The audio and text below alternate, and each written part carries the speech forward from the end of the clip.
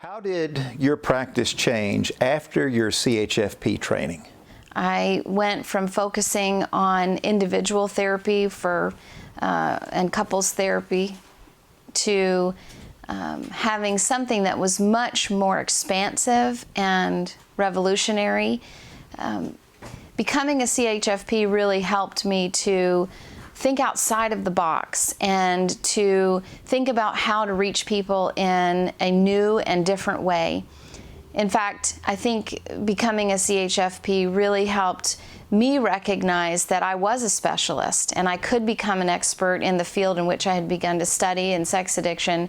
But not only becoming effective at sex addiction, I found a treatment model that helped put meat to the bone of understanding sex addiction and now offering something to people that gave them an opportunity to know what to do and how to do it.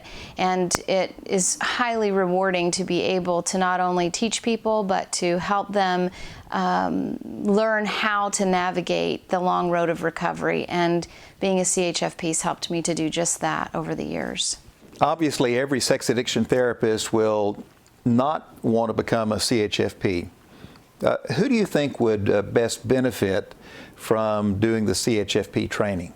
I think the therapist or clinician that knows that they have a strong desire to go deeper with clients into crisis and trauma and really enjoy intervention kind of therapy work would be good candidates. I also think that clinicians that are entrepreneurial in nature would enjoy becoming a CHFP and considering that it's a much more dynamic approach to a traditional therapeutic setting in that there are a lot of different components that are involved with being a CHFP and offering 3-day intensives. And so those clinicians that really enjoy working with both an addict, a partner, and the coupleship and all of those dynamics that come with that would also make for great candidates for our program. I know it's been a number of years since you did your CHFP training. As you look back to that time, what are the things that you remember most? What are the things that just jump out at you right now?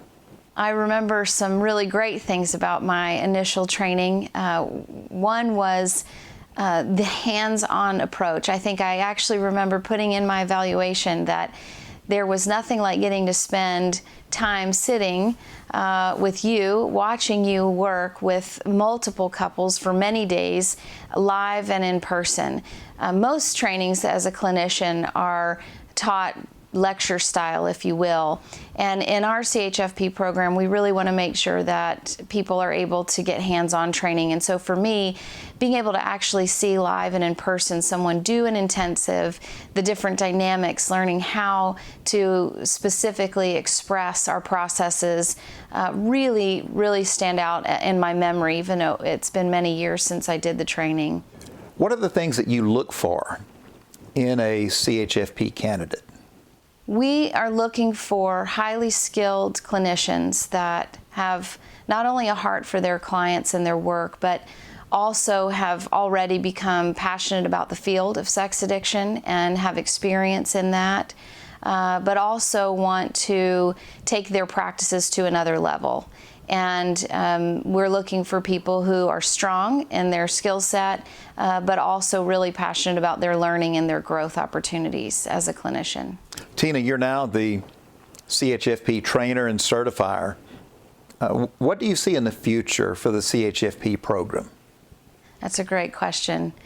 While I see a lot of opportunity yet that I don't know, what I do see about the future is very bright for our program because there are so many really amazing clinicians that I think would be great candidates, and we have an opportunity to expand our base of how many people can offer the intensives that we offer and reach so many more people. And so I am really hopeful that we're going to expand not only the country but the globe in finding the right people to help us reach the clients that need this program desperately. If someone wants to become a CHFP, what are the next steps? Next steps, just like for a client who's interested in an intensive, we have a similar process for clinicians that would like to be CHFPs. We would ask you to go to the website and complete an online application, which would also lead to a screening call where we spend some time getting to know each other and talking about the components of the program and if it might be a good fit for that candidate.